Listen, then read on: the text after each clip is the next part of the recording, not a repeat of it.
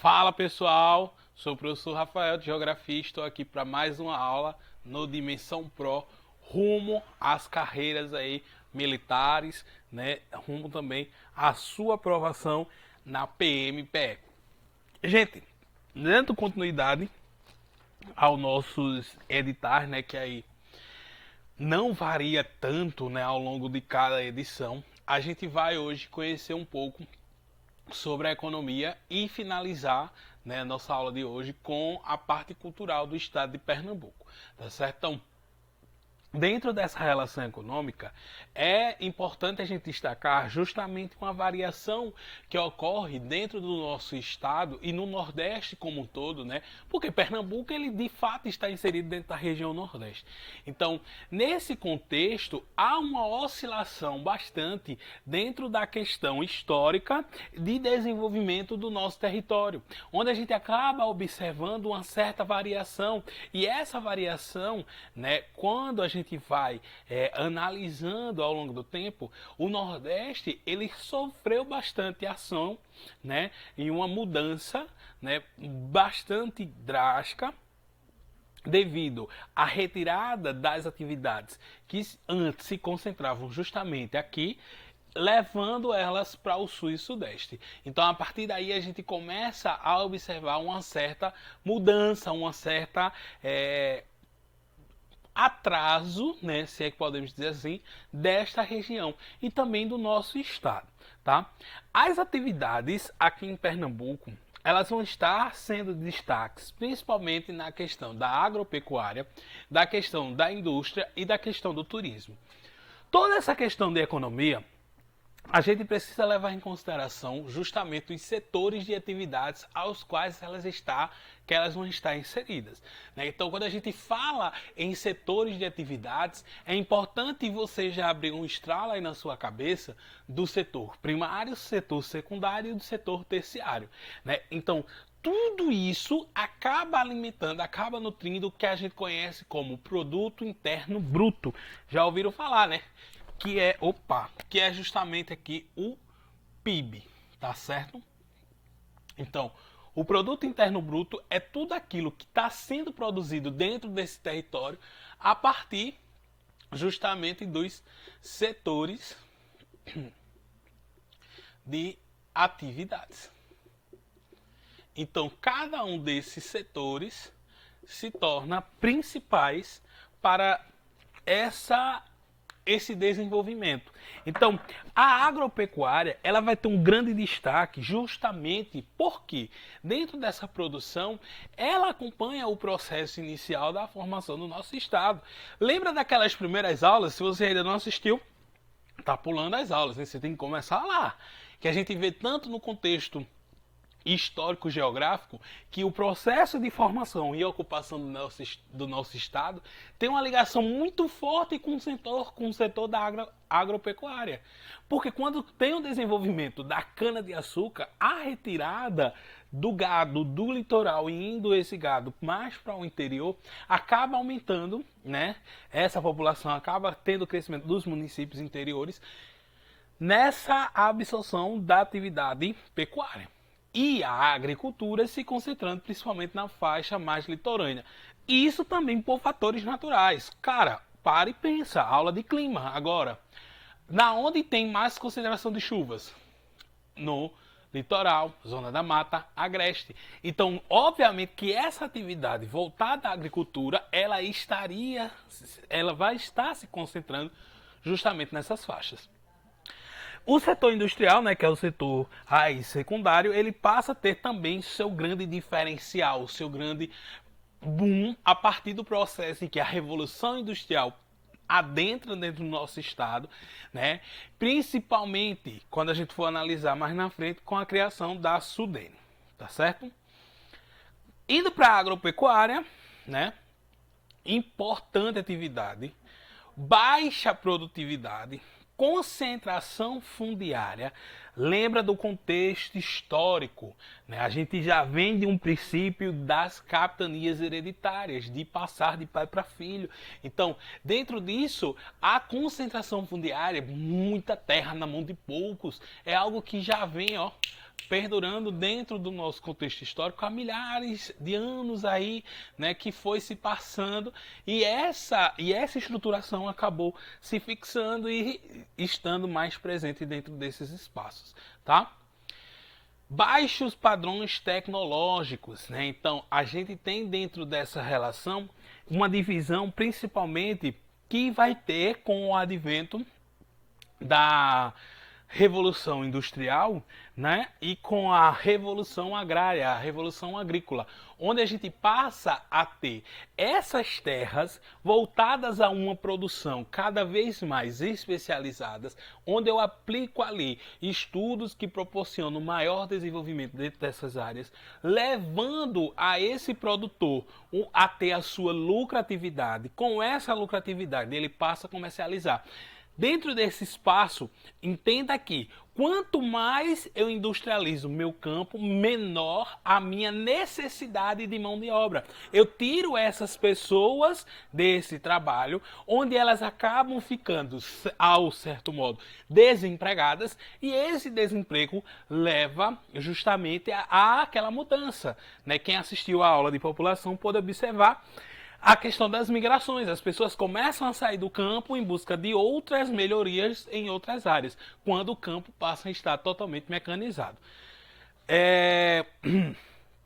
Daí a gente vê a luta, né, da reforma agrária, né, que é a busca justamente da divisão de terras, né, pegar as terras que estão improdutivas, fazer essa redistribuição.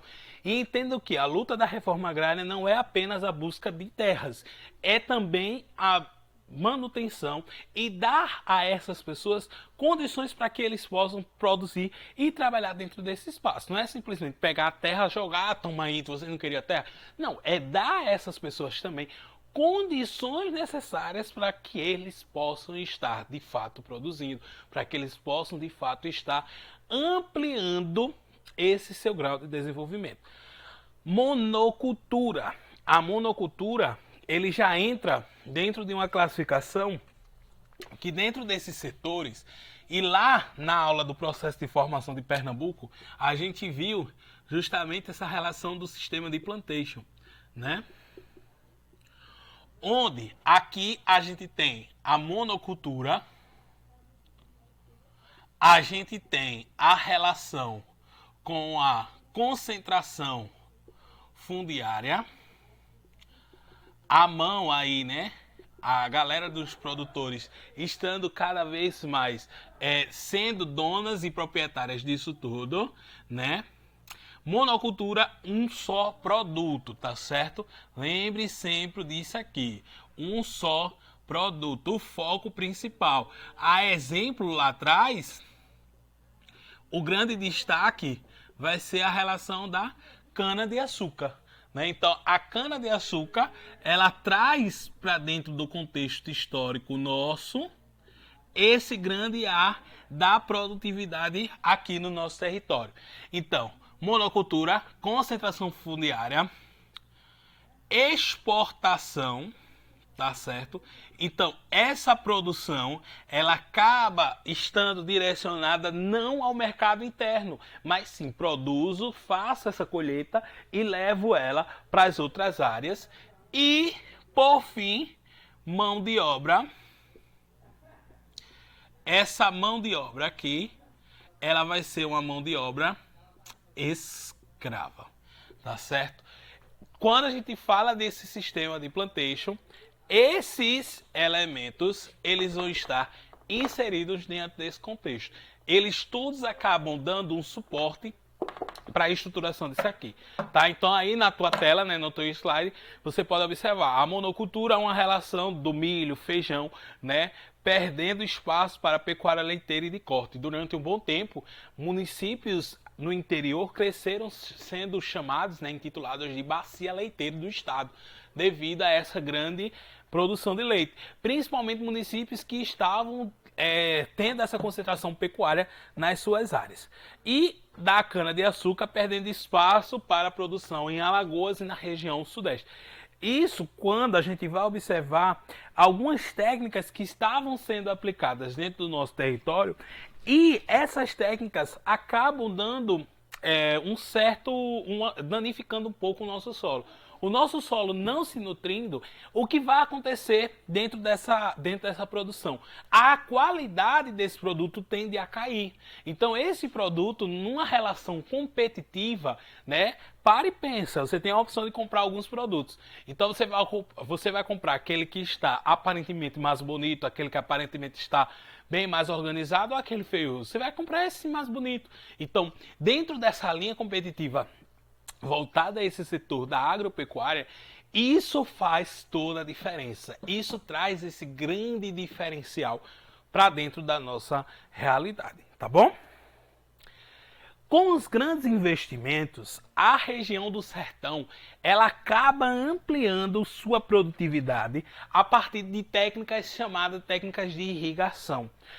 Um aproveitamento das águas do São Francisco, né? Essas áreas elas passam a desenvolver cada vez mais a produtividade. Gente, é o sertão pernambucano produzindo uva de qualidade, né? Produzindo morango, produzindo manga para aqueles produtos industrializados de caixinha. Então, observa essa imagem que está aí na sua tela. Aqui é a organização da plantação. Ao fundo, o rio, né, o São Francisco, onde os canais, a captação de água vai ser feita, sendo elas transportadas para essas áreas, e aí a gente tem diferentes formas dessa irrigação, com técnicas onde os engenheiros, agrônomos, todos fazem esses cálculos para que essa produção seja cada vez mais fiscalizadas. Dentro dessa fiscalização, eles vão estar buscando um melhor produto. Lembre sempre, a exportação vai ser o grande X da questão aí. Não é para consumo interno. Consumo interno vai ser uma produção muito mais familiar. Uma produção familiar é aquela que seu José vai lá no seu roçado, organiza sua terra, faz sua produção, com uma diversidade de culturas, ou seja, seu José na sua produção vai ter milho, feijão, fava, né? Por quê? Tem uma relação para o consumo da casa dele e o excedente, muitas vezes seu José sai para vender esses produtos. E a partir daí ele começa a ter uma relação de lucro também dentro dessa produção, né? Então, essa linha produtiva lá no sertão, ela tem um destaque nacional tremendo, tá certo? Dando continuidade, a gente tem aí a pecuária, né, a criação dos animais, né, praticada desde o período colonial, responsável pela interiorização, como eu já falei para vocês. A partir do momento em que essa atividade começa a ganhar destaque, ela não pode estar ficando no mesmo espaço da galera lá da cana-de-açúcar, ela não pode ficar no mesmo espaço da galera que está produzindo feijão e assim sucessivamente. Então esse gado ele é levado para o interior. Daí a gente tem a bovinocultura, caprinocultura, ovinocultura, suinocultura, né? Tudo isso voltado à criação de animais que vai sendo levado cada vez com maior intensidade para o interior do nosso estado, tá? A indústria, né, o setor secundário, ele passa a ter uma grande abrangência quando é criado a SUDENE, a Superintendência de Desenvolvimento do Nordeste. Com a SUDENE, né, a gente passa a ter, de um certo modo, uma certa busca de fixar as pessoas no território aqui em Pernambuco e também no Nordeste, né, tendo em vista que a SUDENE ela vai ser o campo, né, a linha de captar as indústrias. É uma ação do governo federal para conter justamente o aumento de migração vindo do Nordeste para o Sul e Sudeste. Então essa galera fixando-se, tendo emprego, tendo condições para se manter no Nordeste, eles não mais estariam saindo. E aí a gente passa ao longo do tempo, e isso fortalece principalmente no ano 2000, com a chamada migração de retorno, que é a galera que estava saindo lá no êxodo rural, eles começam a retornar para o Nordeste, tá? E isso acentua-se mais a partir do ano 2000. Então, Com isso, né, as primeiras indústrias elas começam a tomar forma dentro do nosso estado, principalmente da criação lá no Cabo de Santo Agostinho, no Curado, em Paulista, que são os chamados distritos industriais, tá certo? Esses distritos industriais, eles vão ser cada vez mais crescentes e buscas até constantes, um instante, por parte dos gestores municipais. Porém, é importante vocês levarem em consideração o seguinte: para que essas indústrias venham a se desenvolver, para que essas indústrias possam crescer nessas localidades, é necessário ter condições para que essa produtividade possa estar se fortalecendo. Então não adianta eu apenas construir a indústria sem dar suporte, sem dar apoios. Então essa indústria ela vai precisar de uma rede de abastecimento, uma rede de gás, uma rede de uma série de manutenção para ela. Professor, mas isso não seria a obrigação da indústria fornecer? E aí entra, já vou te responder, aí entra aquele jogo de interesses. Também por parte dos órgãos públicos. Por quê? Com a indústria no meu território, gera emprego, gera renda. Então, para mim, é importante que essas indústrias venham se instalar, tá certo? Então, Suape dentro do Cabo, ele vem dar um grande boom para a nossa economia, vem dar uma certa estruturação, principalmente dentro do contexto da região metropolitana do Recife, para uma geração de emprego, para uma estruturação onde as pessoas passam a ampliar o que a gente chama de qualidade de vida porque eles estão melhorando a sua renda, tá certo? As fábricas não estão apenas instaladas nos distritos industriais, elas se expandem por todos os municípios. E entenda que, quando a gente vê esse termo, ela se expande por todos os municípios, é o que a gente chama de descentralização industrial. É tirar a concentração das cidades lá do Recife, lá da região metropolitana e expandir para as diversas áreas. É levar essas indústrias para dentro do interior. Professor, o que vai levar isso aí? Cara, condições que os municípios tendem a oferecer, mão de obra barata, que infelizmente isso vai acontecer, é o seguinte: eu tenho um X aqui de valor para pagar. Você quer, se você não quiser, tem quem queira, né? Então, é esse jogo, muitas vezes, que as indústrias acabam fazendo também dentro desses territórios, tá? E o nosso estado acaba, de um certo modo, se tornando polos específicos dentro dessa produtividade. O polo de granito, né, que vai estar no Agreste, em Bezerros, Belo Jardim, Bom Conselho. Peço para que você faça um mapinha conceitual com esses polos, tá? É muito importante. Dá um pause aí no slide, faz um mapinha bem bonitinho, cola na tua área de estudos, para que você esteja também fixando. Se conseguir todos, beleza, mas pelo menos uma boa parte disso aí é muito importante, tá? Polo gesseiro e de cimento, polo de produção de cerâmica, polo de bebidas, polo de metal, mecânico e linha branca, né? Aí a gente tem a produção de refrigeradores, freezers, fogões e outros aparelhos semelhantes, né? Que aí vão estar sendo concentrados também na região metropolitana. E o Polo Tecnológico Eletrônico do Recife, né, que vai ter parcerias com a UFPE, né? Então o Polo Digital, né, que acaba hoje empregando muita gente, principalmente essa galera jovem aí na linha de técnico de informações, e, entre outros, tá? Polo de calçados, polo de higiene pessoal, né? Polo de imóveis, e aí esse polo de imóveis você já começa a observar surgir aí cidades, municípios do interior, né? Como João Alfredo, né? Que é aqui no Agreste, tá?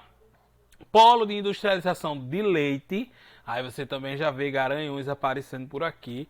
Polo de material plástico para construção civil e polo de embalagens, que recentemente também esse tipo de indústria chegou no município aqui do Agreste de Feira Nova. Então a gente tem a instalação da Sadia em Vitória, a Nissan em Glória do Goitá. Então tudo isso acaba se espalhando também para dentro do interior. E as grandes indústrias, né? A Moura, né? Da bateria, que está lá em Belo Jardim.